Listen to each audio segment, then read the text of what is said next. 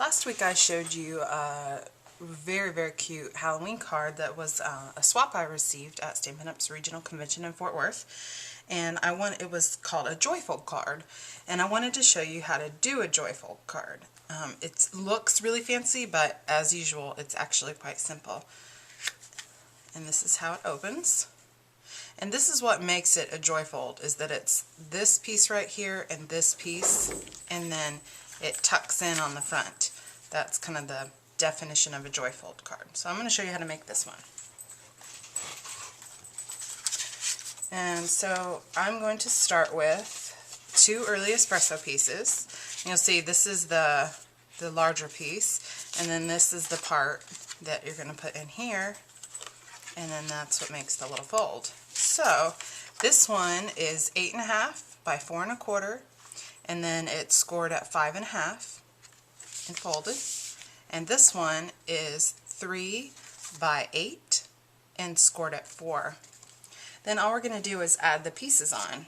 So here I've cut some of the Elegant Soiree Designer Series paper to match.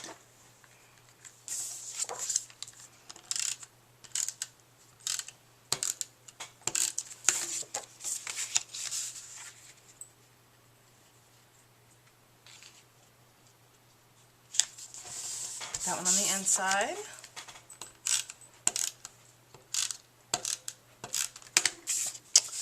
And put this one right here.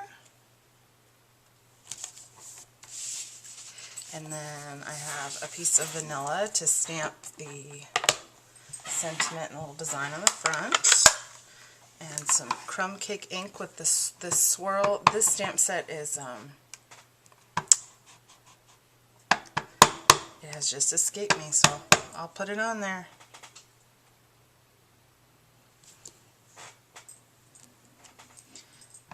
There we go. And those of you that know me know I'm a Stamp-A-Majig fan. And here's a Stamp-A-Majig because I can't ever get words straight and it bugs me. It just kind of eats away at me.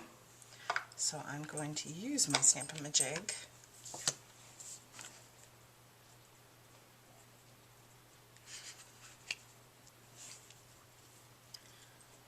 My words just where I want them. And this is Early Espresso.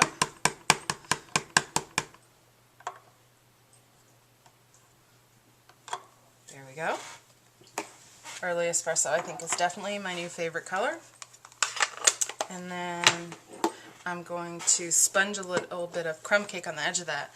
And this is what I like to do. This is just an embroidery floss box, and inside I labeled these. I love my labeler. The different colors of ink. So here I have one for crumb cake, early espresso, rich raspberry. That way I can find it and I don't use the wrong one and waste sponges either. So I'm just going to put a little bit of this on the edge.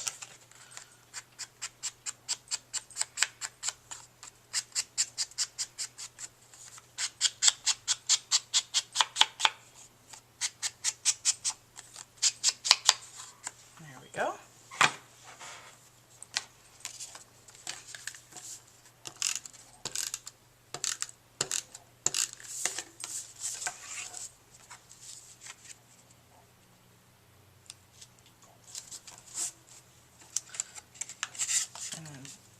This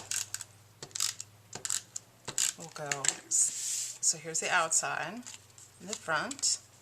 So you just open it up and put it in the center.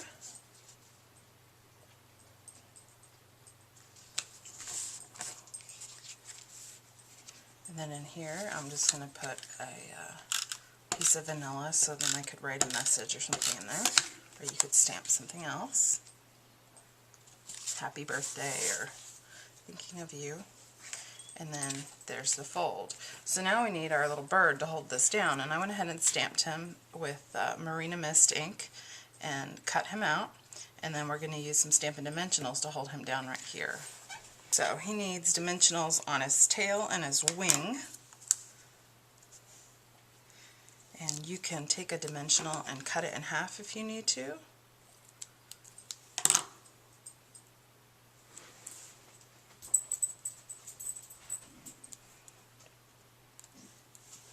they don't show. Or you can use this little extra part that's left. I use this stuff all the time. It's the same thing, no reason to throw it away.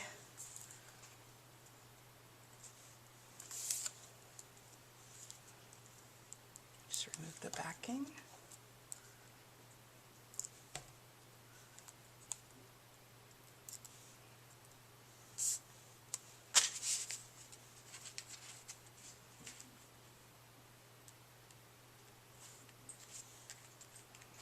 And then he'll hold that down.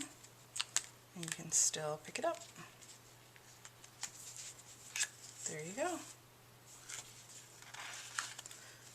I really like this because it's kind of a, you don't have to think, it's sort of a pre-made layout already. And if you use the designer series paper, it's great because it all matches. And like when I showed you the back, when I was putting adhesive on this piece, the back side is the stripe. And it has all the different colors in it. So that's where I pull my colors from. People always ask me, how do you pick your colors? I look at the designer series paper in the idea book and catalog, and it tells you the colors that are in there. So if I like a designer series paper, chances are I can use those same color combinations on other projects. I hope you'll try this card. I think it'll be really great for Christmas too.